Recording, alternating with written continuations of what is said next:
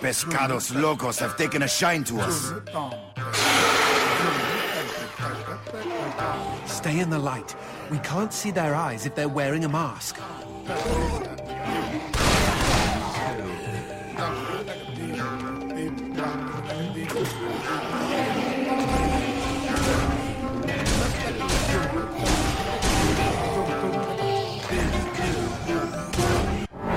Bastard!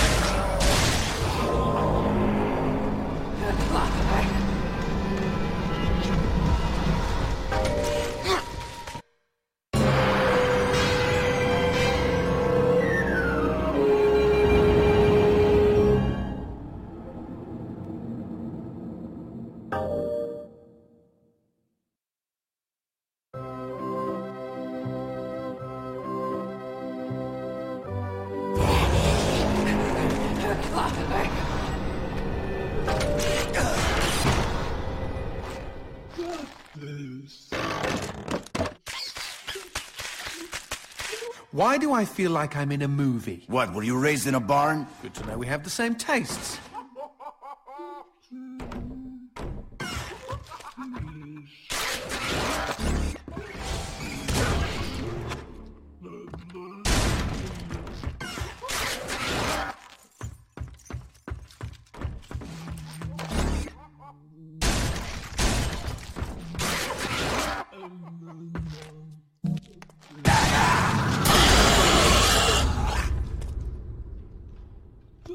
This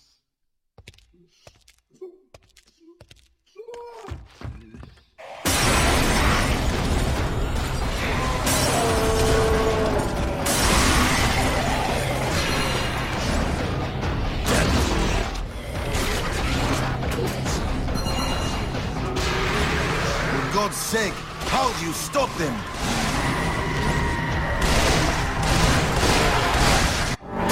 Chupa mi verga.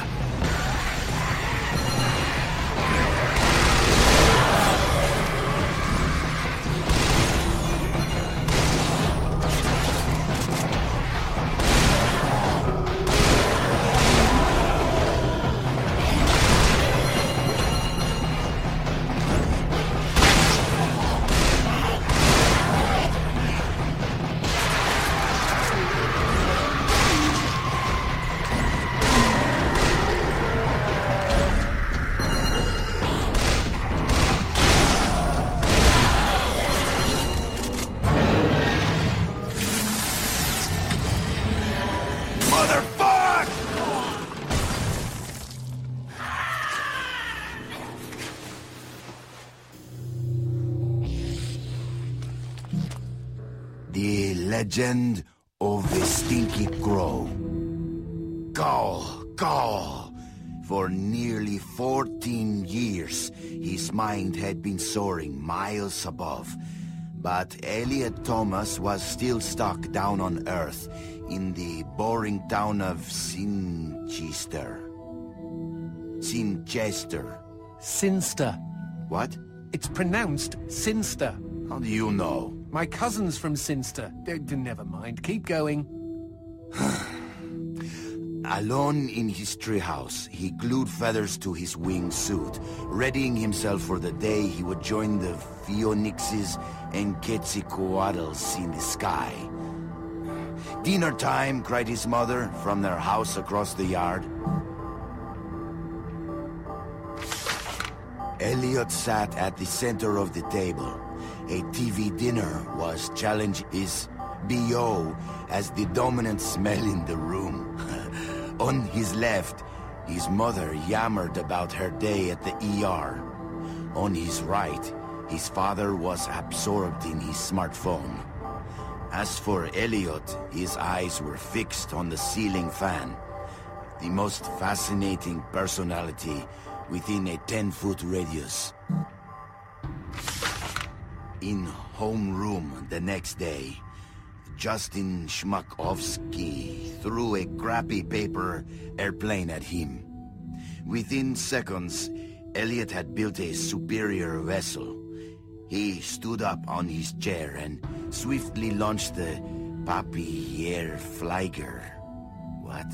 At his unsuspecting enemy. Go, Papierflieger, go! Zoom, splort. The marvel of paper aviation lodged itself in Justin's tender eyeball. "Mr. Thomas," bellowed their teacher, "go to the principal's office." Later that day, Elliot was cooing quietly to himself as he bought a candy bar in the lobby.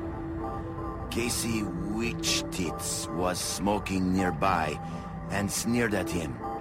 "You'll never fly, Stinky Crow," she laughed. "Why don't you go jack off to some bird porn? I bet you do more fapping than flapping." Hey, that's pretty good. "Fuck you!" screeched Elliot as he ran for the door. It was dark out by the time Elliot meandered home. On the sidewalk, he passed a gaunt man who stared at him intently, desperately even. Uh-oh, stranger danger. The man opened his mouth and said, "Uviwa, Uviza." What the fuck? Elliot had planned to eat his candy bar tonight while he finished his masterpiece, but he instead held it out to the man. "I know what you mean," he replied. The schoolyard was packed the next morning as Elliot's classmates waited for first bell. "Go, go!" As one, the students turned toward the gate and saw Elliot dressed head to toe in his wingsuit. After a moment of shock, they burst into laughter. But they were already far below him. He swooped through their midst and into the school. Call, call! He bounded through the halls, zigzagged up the stairwell. Caw! The school let out a collective gasp when they saw a stinky crow on the roof. With a triumphant snap, he spread his wings, and a moment later, he had leapt. The next 2 seconds were the most beautiful of Elliot's entire life. He could feel their eyes upon him. He was flying, and their awe was keeping him aloft.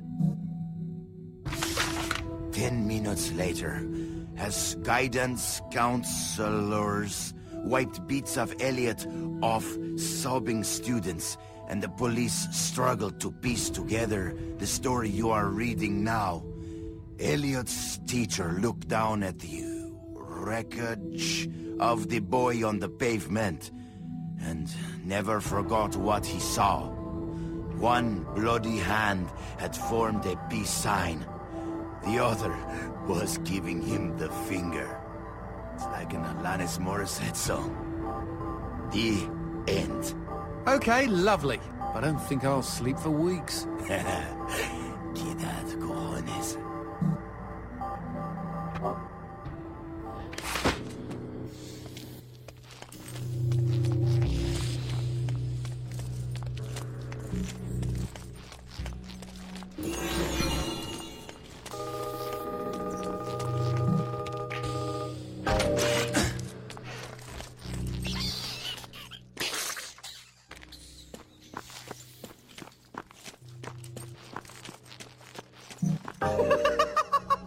Oh, I would hate to be the dumbass that got tricked into renting that cabin.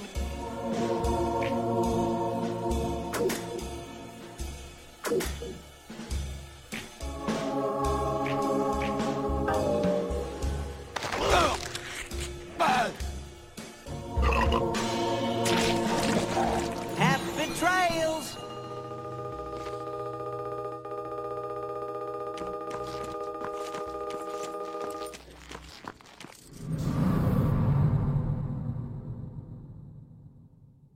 Boy, she just loves you to pieces. Run!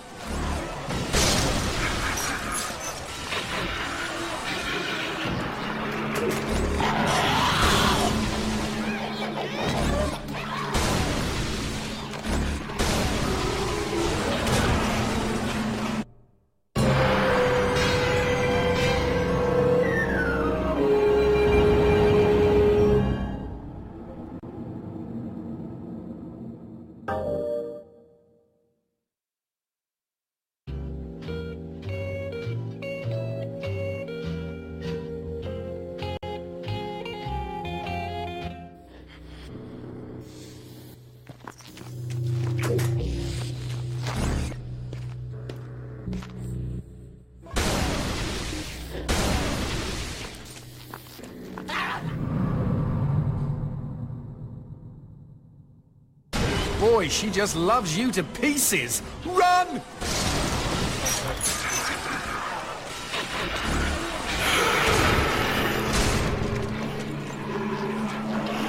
Look, there's a key! We'd better kill all the demons in case they've got more.